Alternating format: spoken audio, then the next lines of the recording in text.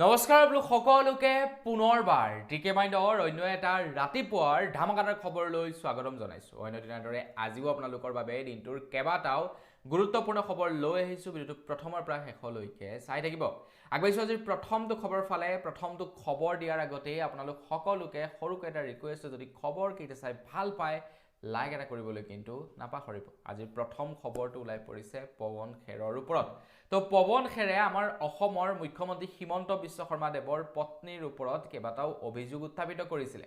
আমাৰ অসমৰ মুখ্যমন্ত্ৰী হিমন্ত বিশ্ব শৰ্মা দেৱৰ পত্নীৰ 4খন দেশত পাছপোৰ্ট থকাৰ কথা উল্লেখ কৰিছিলে।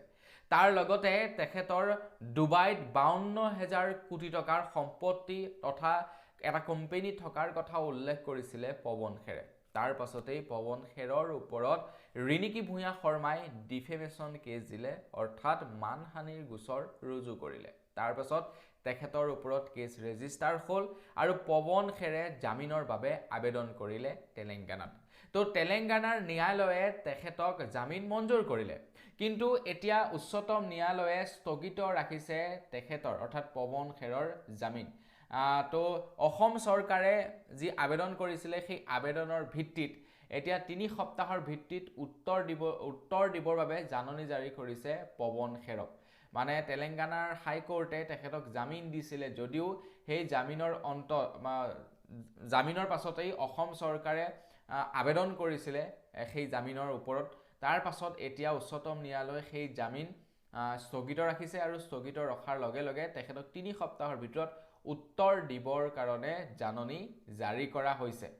এয়া হৈছে পৱন খেৰৰ খবৰ। ইলেকশ্যনৰ সময়ৰ মানে যি নেকি কণ্ট্ৰভাৰ্চি চলিছে এতিয়ালৈকে চলি আছে।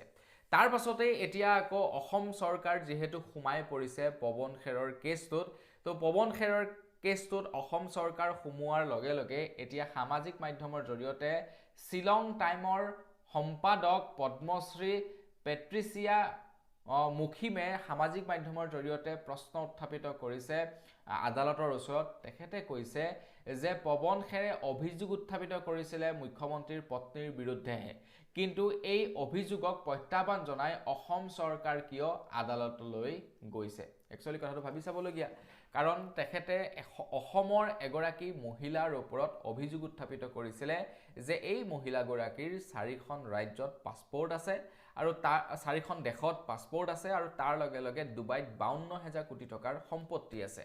এতিয়া ওলোটা পৱন খেৰৰ ওপৰত মানে কেছটোত সোমাই পৰিছে অসম চৰকাৰ। তাক লৈ এতিয়া প্ৰশ্ন উত্থাপিত কৰিছে একাংশ লোকে যে ব্যক্তিগত মানুহৰ ওপৰত দিয়া অভিযোগৰ ভিত্তিত কিয় অসম চৰকাৰ সোমাই পৰিছে সেই মহিলাগৰাকীক বা সেই ব্যক্তিজনক প্ৰটেক্ট কৰিবৰ কাৰণে। আগবাঢ়িছো ইয়াৰ পাছৰটো খবৰ ফালে। এইখিনিতে খবৰ লাই পৰিছে আম আদমি পাৰ্টিৰ ৰাঘৱ চাদ্দাৰ ওপৰত। আপোনালোকে হয়তো নিশ্চয় ৰাঘৱ চাদ্দাক চিনি পায়। তো ৰাঘৱ চাদ্দাক আম আদমি পাৰ্টিৰ কিছু পদবীৰ পৰা অপসাৰণ কৰা হৈছে। সেই সম্পৰ্কত মই পূৰ্বতেও খবৰ জনাইছিলোঁ। এতিয়া খবৰ ওলাই পৰিছে আম আদমি পাৰ্টিৰ ৰাঘৱ চাদ্দাই হয়তো নতুনকৈ এটা পাৰ্টি গঠন কৰিব পাৰে বুলি খবৰ ওলাই পৰিছে। তেখেতে আৰু আম আদমি পাৰ্টিত নাথাকে। তেখেতে কংগ্ৰেছত যোগদান কৰিব বুলিও খবৰ ওলাইছিলে, তেখেতে বিজেপিত যোগদান কৰিব বুলিও খবৰ ওলাই পৰিছিলে, কিন্তু এতিয়া মানে ৰাঘৱ চাদ্দাই এটা হিণ্ট দিছে তেখেতে নতুনকৈ এটা পলিটিকেল পাৰ্টিহে গঠন কৰিব। না বিজেপিত যোগদান কৰিব না কংগ্ৰেছত যোগদান কৰিব। তো তেখেতে নতুনকৈ এটা পাৰ্টি গঠন কৰিব বুলি তেখেতে কিছু হিণ্ট দিয়া দেখিবলৈ পোৱা গৈছে। এতিয়া খবৰ ওলাই পৰিছে তেখেতৰ স্থানত আম আদমি পাৰ্টিয়ে নতুনকৈ এজন সদস্যক নিযুক্তি প্ৰদান কৰিছিল। তো সেই সদস্যজনক নিযুক্তি প্ৰদান কৰাৰ পাছতেই এতিয়া ইডিয়ে তেখেতৰ ঘৰত তালাচী চলাই বুলি খবৰ ওলাই পৰিছে। খবৰ লোৱা অনুসৰি গুৰুগ্ৰাম, জলন্ধৰ, পাঞ্জাৱকে ধৰি 8টা স্থানত চলাইছে ইডিয়ে অভিযান। ধনৰ অবৈধ সৰবৰাহৰ অভিযোগত ইডিৰ তালাচী চলিছে আপৰ সাংসদ অশোক মিত্ৰালৰ বাসগৃহত। মানে যেতিয়াই নেকি তেখেতক ৰাঘৱ চাদ্দাৰ ঠাইত নতুন পদবী দিলে, তো পদবী দিয়াৰ পাছতেই ঘোষণা কৰাৰ পাছতেই তেখেতৰ 8টাকৈ স্থানত আপোনাৰ ইডিয়ে অভিযান চলাই বুলি খবৰো ওলাই পৰিছে। মানে তাৰ আগলৈকে ইমান তেখেত নটিছত অহা নাছিলে, হয়তো চাগে যেতিয়াই নেকি তেখেত নটিছত আহি গ'ল তেতিয়াই ইডিয়ে ভাবিলে এবাৰ তালাচী চলাই চাওঁ। আগবাঢ়িছো ইয়াৰ পাছৰটো খবৰৰ ফালে। খবৰ ওলাই পৰিছে তেজপুৰৰ পৰা। বিহুৰ পহিলা বহাগৰ দিনাখনেই তেজপুৰৰ কিছু ব্যক্তিয়ে এটা খুব সুন্দৰ পদক্ষেপ হাতত লৈছে। খবৰ লোৱা অনুসৰি বিহুৰ পহিলা বহাগৰ দিনাখনেই তেজপুৰ থিয়েটাৰ একাডেমী আৰু উদীয়মান যুৱ সংঘৰ জৰিয়তে তেজপুৰত মানে তেওঁলোকৰ যুটীয়া প্ৰচেষ্টাত তেজপুৰত জুবিন দাৰ এটা প্ৰতিমূৰ্তিৰ শিলান্যাস কৰে বুলি খবৰ ওলাই পৰিছে। মানে তেজপুৰত থিয়েটাৰ একাডেমী আৰু উদীয়মান যুৱ সংঘৰ জৰিয়তে জুবিন দাৰ এটা প্ৰতিমূৰ্তি স্থাপন কৰা হ'ব, যাৰ কাম নেকি যোৱা কালিৰে পৰা আৰম্ভ কৰি দিছে। আৰু এইটো প্ৰথম বহাগ জুবিন দা আমাৰ লগত নাই। আপোনালোকৰ ফিলিং কেনেকুৱা, অনুভৱ কেনেকুৱা, কমেণ্ট ছেকশ্যনত জনাব। আগবাইছোঁ ইয়াৰ পাছৰটো খবৰ ফালে। ইয়াৰ পাছৰ খবৰটো ওলাই পৰিছে মহাৰাষ্ট্ৰৰ পৰা। মহাৰাষ্ট্ৰত যিমানবিলাক অটো চালক আছে, কেব ড্ৰাইভাৰ আছে, তেওঁলোকৰ কাৰণে এটা নিৰ্দেশনা জাৰি কৰি দিয়া হৈছে। তেওঁলোকে এতিয়াৰে পৰা মাৰাঠী ভাষা ক'ব লাগিব, মাৰাঠী ভাষা শিকিব লাগিব, বাধ্যতামূলক কৰিছে মাৰাঠী ভাষাটো এতিয়া মহাৰাষ্ট্ৰত। খবৰ ওলাই পৰিছে 1 মে'ৰ পৰা মহাৰাষ্ট্ৰত সকলো টেক্সি আৰু অটো চালকে ক'ব আৰু লিখিব পাৰিব লাগিব মাৰাঠী ভাষা, অন্যথা বাতিল হ'ব চালকৰ অনুজ্ঞাপত্ৰ। শেষ সকিয়নি মহাৰাষ্ট্ৰ চৰকাৰৰ পৰিবহণ মন্ত্ৰী প্ৰতাপ চাইকনৰ।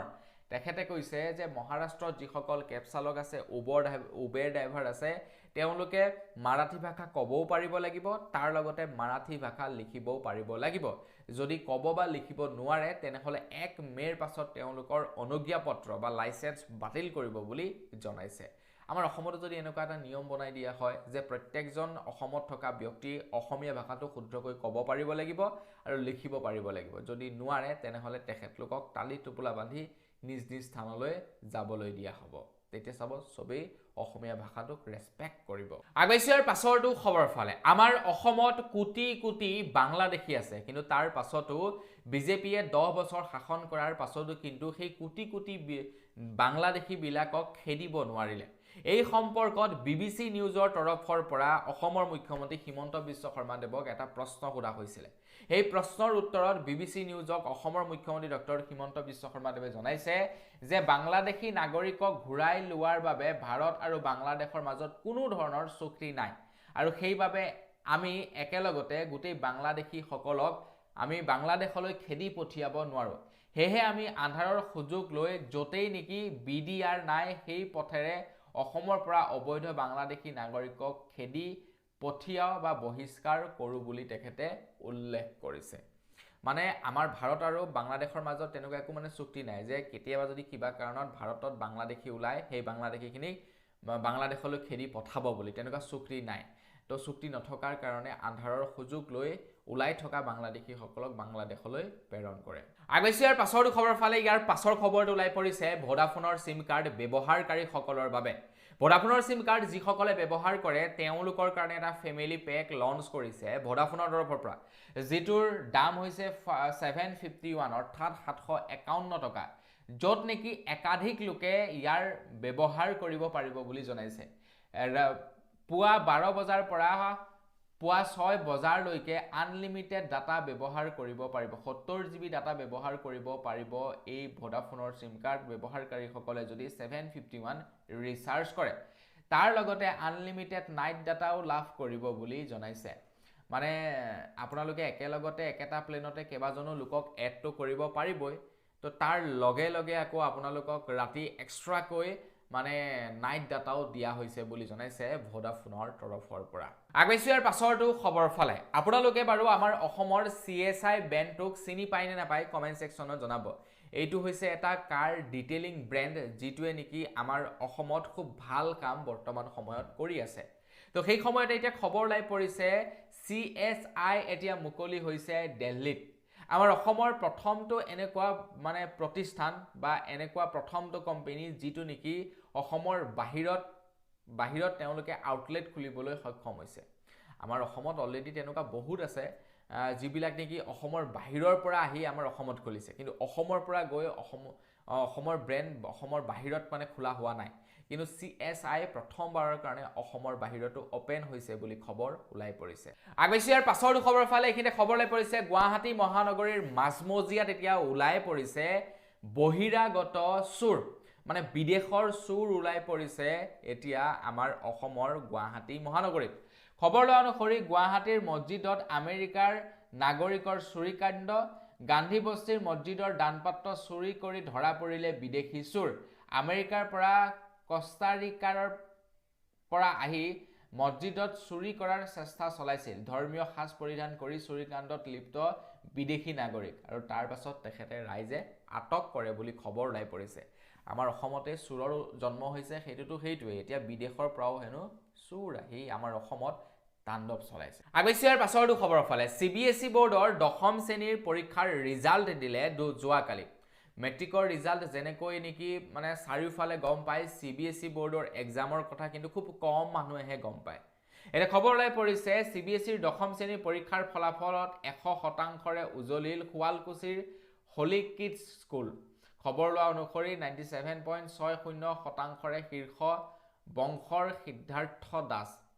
মানে এই বিদ্যালয়খন, যিখন বিদ্যালয় নেকি শুৱালকুছি হলি কিডছ স্কুল, সেইখনে 100% ৰিজাল্ট কৰিছে আৰু তাৰে ভিতৰত এজনে প্ৰথম স্থানত উত্তীৰ্ণ হৈছে বুলি খবৰ ওলাইছে। আগৈছিয়াৰ পাছৰটো খবৰ ফালে বিহু আহিলে লগে লগে বতাহ ধুমুহাও লৈ আহিলে বিহুৱে।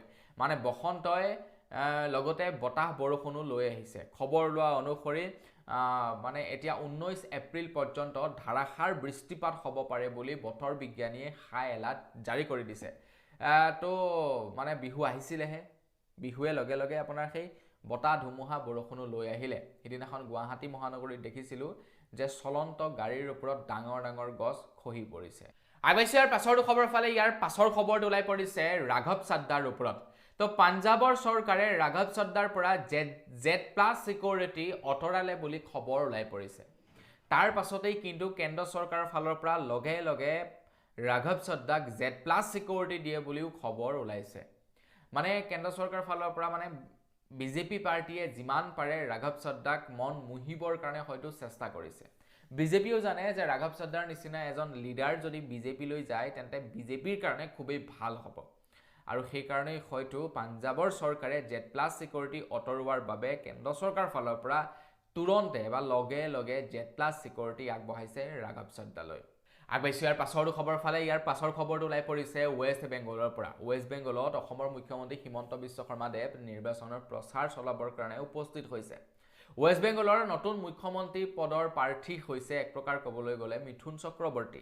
মানে বিজেপিৰ প্ৰাৰ্থী আৰু মুখ্যমন্ত্ৰী পদৰ প্ৰাৰ্থী হৈছে মিথুন চক্ৰৱৰ্তী। অসমৰ মুখ্যমন্ত্ৰী হিমন্ত বিশ্ব শৰ্মা দেৱো এতিয়া ৱেষ্ট বেংগল গৈ পাইছে নিৰ্বাচনী প্ৰচাৰ চলাবৰ কাৰণে। সেই সময়তে খবৰ ওলাই পৰিছে যে ৱেষ্ট বেংগলত যদিহে NDA চৰকাৰ গঠন হয় তেনেহ'লে চাহ শ্ৰমিকসকলক দৈনিক 500 টকাকৈ মজুৰি আগবঢ়াব বুলি জনাইছে।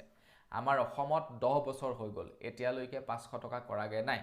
এতিয়া ৱেষ্ট বেংগলক মানে আপোনাৰ লোভ দেখুৱাইছে যে আপোনালোকে আমাক ভোটটো দিয়ক, তেতিয়া আমি আপোনালোকৰ চাহ বাগানত কাম কৰা লোকসকলৰ দৈনিক মজুৰি 500 টকালৈ আগবঢ়াম। আগতীয়াকৈ অসমখনত কৰি লওকচোন, তাৰ পাছত ৱেষ্ট বেংগলৰ কথা ভাবিব, যিহেতু অসমত 10 বছৰ শাসন কৰিলে। আগৈছিয়াৰ পাছৰ খবৰ ফালে এইখিনিতে খবৰ ওলাই পৰিছে বিহাৰৰ পৰা। তো বিহাৰত নতুন মুখ্যমন্ত্ৰীয়ে শপত ল'লে। বিহাৰত নতুন মুখ্যমন্ত্ৰীয়ে শপত লোৱাৰ পাছতে এতিয়া খবৰ ওলাই পৰিছে যে বিহাৰত বোলে সেই মুখ্যমন্ত্ৰীজনে নিজৰ হাততে প্ৰায় 29টাকৈ বিভাগ ৰাখি থৈছে বুলি খবৰ ওলাই পৰিছে। এতিয়া তেখেতে কোনটো বিভাগ চাব আপোনালোকে এবাৰ নিজেই ভাবকচোন। 29টাকৈ বিভাগ তেখেতৰ হাতত ৰাখি থৈছে, বাকীখিনি বিভাগে বাকীবিলাক মন্ত্ৰীৰ মাজত ভগাই দিছে বুলি খবৰ ওলাই পৰিছে।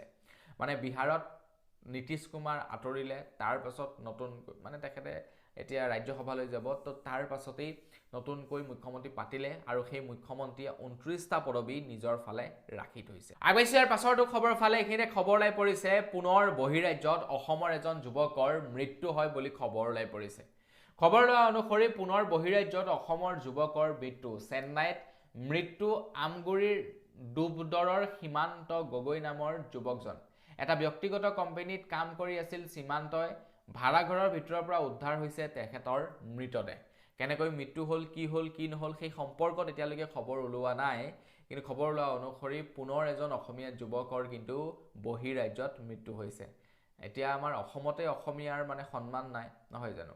এতিয়া কেনেকৈ মৃত্যু হৈছে, কি নাই হোৱা, এই খবৰবিলাক অনাগত সময়ত আমি গম পাম। আগৈছিয়াৰ পাছৰো খবৰ ফালে আপোনালোকে বাৰু যোৱাকালি আমলৰি টোপ খালেনে নাই খোৱা কমেণ্ট ছেকশ্যনত জনাবচোন। অৱশ্যে আমাৰ এইফালে গৰু গা ধোৱাৰ দিনাখনেই আমলৰি টোপ খায়। বাৰু আপোনালোকে এইবাৰ বিহুত আমলৰি টোপ খালেনে নাই খোৱা সেই সম্পৰ্কতে কমেণ্ট ছেকশ্যনত জনাব। এতিয়া খবৰ ওলাই পৰিছে যে এইবাৰ বজাৰত বোলে 2000 টকা পাৰ কিলো হৈছেগৈ আমলৰি টোপৰ দাম। 2000 টকা পাৰ কিলো, অৰ্থাৎ এপোৱাত 500 টকা হৈছে আমলৰি টোপ। ভাবক, তাৰ পাছতো কিন্তু মানুহে খাবলৈ এৰা নাই। বিশেষকৈ টাউন অঞ্চলৰ মানুহবিলাকে খাব নাপায়, আমাৰ গাঁৱৰ অঞ্চলৰ মানুহবিলাকে এইবিলাক খায়েই থাকোঁ। আৰু যাৰ বাবে নেকি আমাৰ কাৰণে ইমান স্পেচিয়েল নহয়, কিন্তু টাউনৰ মানুহবিলাকে খাবলৈ যিহেতু নাপায় আৰু সেইকাৰণে 2000 টকা কেজিৰে ক্ৰয় কৰিছে আমলৰিটো। আগবাঢ়িছোঁ একেবাৰে শেষৰটো খবৰৰ ফালে। একেবাৰে শেষৰ খবৰটো ওলাই পৰিছে কাৰ্বি আলঙৰ পৰা। নিৰ্বাচনৰ পাছতেই এতিয়া খবৰ ওলাই পৰিছে কাৰ্বি আলঙত এজন নিৰ্বাচনী বিষয়া সন্ধানহীন হৈ আছে বুলি খবৰ ওলাই পৰিছে। খবৰ লোৱা অনুসৰি কাৰ্বি আলঙত নিৰ্বাচনী বিষয়াৰ সন্ধানহীন। ভোটগ্ৰহণৰ দিনৰ পৰা সন্ধানহীন নিৰ্বাচনী বিষয়া কাৰ্নেলিয়াছ কিণ্ডু। তেখেতে সন্ধানহীন হৈ আছে নিৰ্বাচন অৰ্থাৎ 9 এপ্ৰিল তাৰিখৰে পৰা। এতিয়ালৈকে তেখেতৰ সন্ধান পোৱা নাই। কলৈ গ'ল, ক'ত হেৰালে, এতিয়ালৈকে খবৰেই একো পোৱা নাই। তো বন্ধুসকল, বছ আজিৰ ভিডিঅ'ত জনাবলগীয়া খবৰ ইমানকেইটাই আছিলে। খবৰকেইটা জানি আপোনালোকৰ কেনে লাগিলে কমেণ্ট ছেকশ্যনত জনাব। যদি ভাল লাগিলে লাইক এটা কৰি থৈ যাব। চেনেল যদি ছাবস্ক্ৰাইব কৰা নাই ছাবস্ক্ৰাইবটো কৰি ল'ব। পুনৰ লগ পোৱাৰ সাজলৈ বিদায় মাগিছোঁ। ধন্যবাদ। জয় অসম।